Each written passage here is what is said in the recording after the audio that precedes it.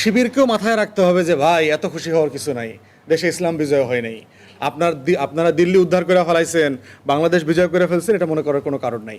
এইটা একটা বড় মানে একটা ট্যাকটিক্যাল ভোটিং বলে আর কি, যে আমি সিম্পলি আমার চয়েসে আর কাউকে ফিটিং করতে পারতেছি না। ছেলেমেয়েরা যারা একসাথে গত 24-এ আন্দোলন করছে, সবাই কিন্তু সাদেক কায়েমকে চেনে, ওরা একসাথে মারামারি করছে, ওরা একসাথে আন্দোলন সংগ্রাম করছে।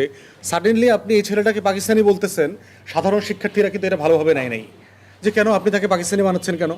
আমরা সবাই মিলে তো একসাথে লড়াই করছি, একসাথে ছিলাম, আন্দোলন করছি, সংগ্রাম করছি। ফরহাদ ছেলেটা পরিচিত ছিল না, ওর প্রার্থিতা বাতিল করার জন্য দেখবেন এক সপ্তাহ একটা রিট করছে, রিট করে ওকে জাতীয়ভাবে পরিচিত করায় দিছে। সে কিন্তু কোনো ফেভারিট ক্যান্ডিডেট ছিল না। এবং তারপরে এই যে বাম বলয় টলয় বিভিন্ন জাতীয় পত্রিকা ডেলিভারেটলি কিছু মানে অজনপ্রিয় প্রার্থীকে ফার্স্ট পেজে কালারফুল 3 কলাম 4 কলামের নিউজ করে এমনভাবে পোট্রে করছে যে সে অলরেডি ভিপি হয়েই গেছে।